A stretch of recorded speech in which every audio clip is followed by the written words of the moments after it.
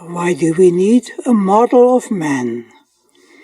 We need a scientific model that lets us look deep into the soul to visualize who and what we are as the tallest expression of life on earth. We need to develop this model in order that we may rescue ourselves from the tragedies that we have allowed to come upon us, both historically and in modern time.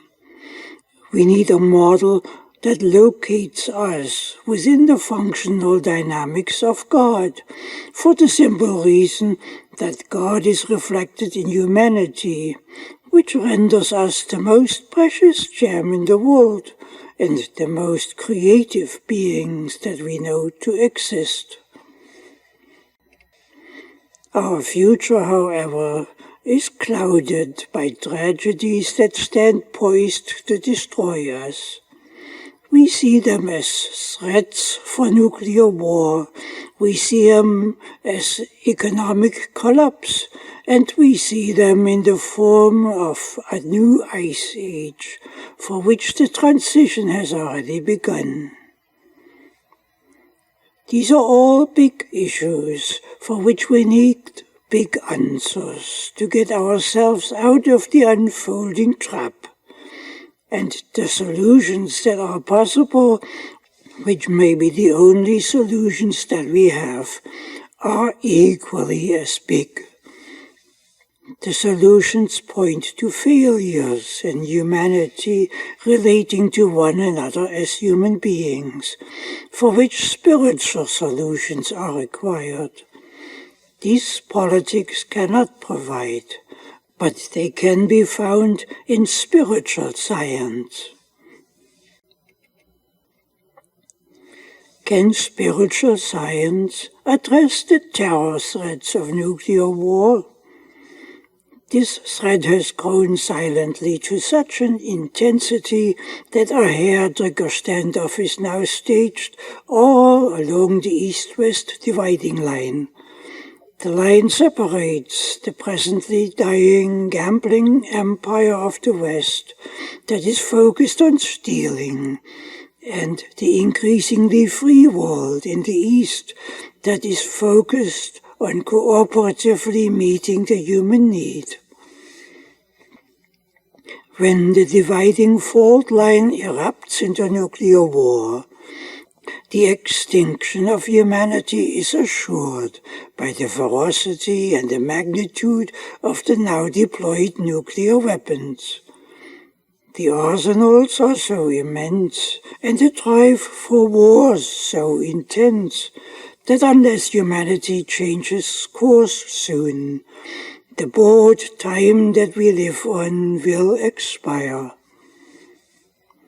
But how can we get ourselves out of this trap for which no answers have been found over the last 70 years? In addition, we face the potential start of the next ice age in the 2050s. This challenge is not of distant times. It is here. The transition is in progress. Our world ship is sinking. The sinking is already 18% complete. The ocean liner Titanic sank in 160 minutes from the time it hit an iceberg. At the 30-minute mark, it became evident that nothing could prevent the sinking of the ship. For our world ship, the 30-minute mark has already been crossed back in 2009, when it became glaringly evident by the unfolding astrophysical dynamics that the world ship is going down into a new dark ice age, potentially in the 2050s or sooner. The difference between the Titanic and the world ship is that on the Titanic it was understood and acknowledged that the ship is sinking, while on the world ship the sinking is not even recognized, evidently under political dictates. The sinking of the world ship is presently at the 45-minute mark. It is sinking with 7 billion people on board. The whole of humanity is riding this ship, without exceptions. At the 45-minute mark, the rulers of the steamship Titanic began to deploy the lifeboats, of which it carried far too few, and those were severely underutilized. The masters of the Titanic were condemned for this negligence. But we, on the world ship, don't even have any lifeboats available at all, nor do we have the intention to build any. And why would we? Under the dictates of empire, humanity is not allowed to concern itself with such esoteric concepts as the future, much less prepare itself for it. Humanity presently is choked mentally by numerous forms of constricting mental malpractice under imperial dictatorships, which include policies for world depopulation.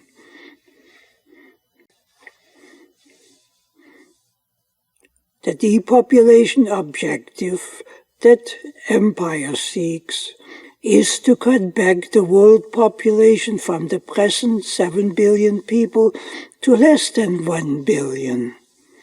The resulting sparse human presence is deemed to be an ideal stage of poverty that is believed will enable an oligarchic system to survive, which empire is. The policy is, let the people die. Science has been arm-twisted into compliance to assure this goal. So how do we get ourselves out of this crisis? The next ice age that looms near the horizon is not allowed to be recognized. The recognition is prevented by numerous means. The question becomes imperative, therefore, how long will we wait till we begin to prepare our world to meet the future needs of mankind before the sun turns colder and before the nukes strike us down? We have come to a threshold point on this front. We are the last of 8 human species that developed out of the course of more than 2 million years. The 7 prior species have all become extinct, most likely during the many ice ages in our past. Ice ages are immensely demanding on humanity, and by default become devastating. A mere 1 to 10 million people survived through the last ice age. That's all that we had remaining after 2 million years of existing. Surely we want to do better than that this time around. When ice ages are encountered by society that is unprepared for it, with technologies and infrastructures, the ice age becomes deeply devastating. Humanity encountered more than 20 ice ages in its past, 5 of them in the last 500,000 years. The ice ages are interspersed with brief, warm interglacial periods of roughly 12,000 years in duration. The entire span of what we call history has occurred during the current interglacial period. It is as if no prior history had existed. In this current warm period, humanity developed itself into the 7 billion world population that it now has. That's the time frame in which what we call our history has unfolded. This brief span of history is now in the process of ending. The decisive phase shift that ushers in the next glaciation climate will likely occur in the 2050s or sooner. If we fail to respond to the challenge it presents, history ends. This means that we cannot allow ourselves to fail. To fail would mean that we would die back once more to below the 10 million mark in world population, or to our complete extinction. The alternative would be to create a new world for ourselves out of the depths of our humanity, with vast new infrastructures that would enable us to live securely in the coming Ice Age world with a 10 billion world population. Great infrastructures will need to be built for this.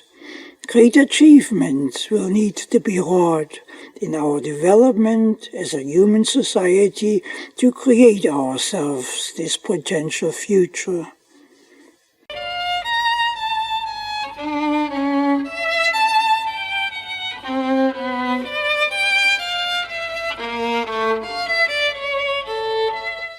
The further development of the historic Christ idea that marks the dawn of Christianity may also become a milestone on the path to meeting the Ice Age challenge.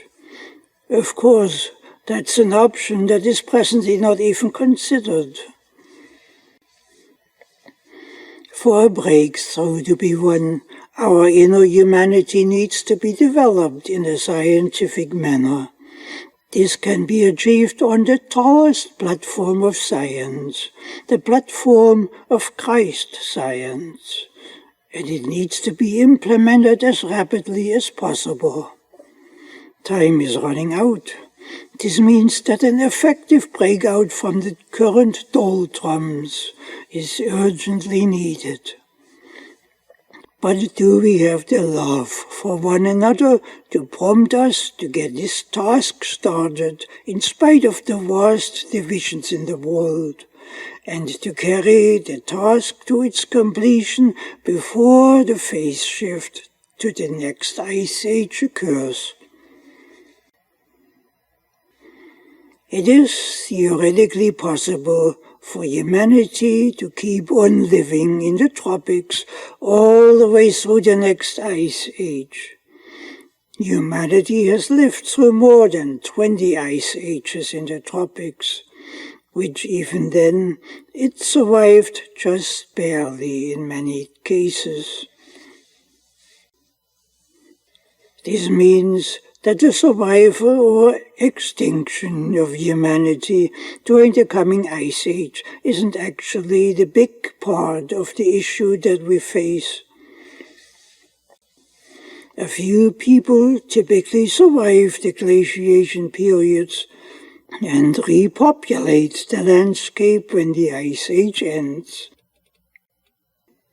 The big issue is, will we, in responding to the dynamics of the future, build ourselves the needed infrastructures, starting in the present, that will enable our 7 billion world population on this planet to continue to live in the coming Ice Age world.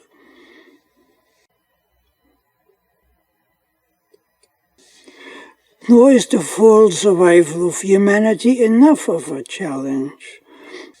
The goal must be, in creating the needed new world, to create ourselves a vastly richer world than we ever had, with the brightest cultural renaissance, in spite of the Ice Age conditions that will be upon us in 30 years.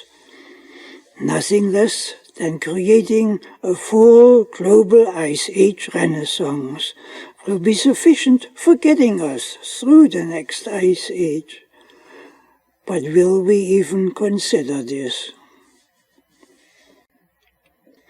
Is anyone remotely considering to build 6,000 new cities in the tropics in the coming 30 years, and to build them for free for one another in order to enable the relocating of most of humanity into the tropics, far from their present regions that become uninhabitable?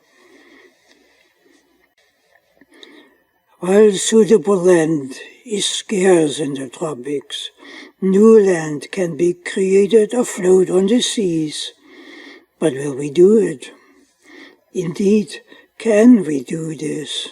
What giants would we need to be to meet and master such great challenges?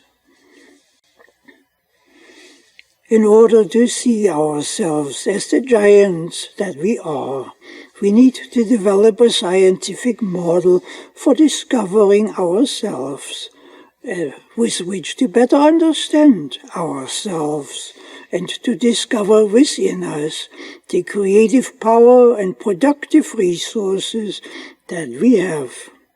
This is what the exploration series, The Model of Man, is focused on.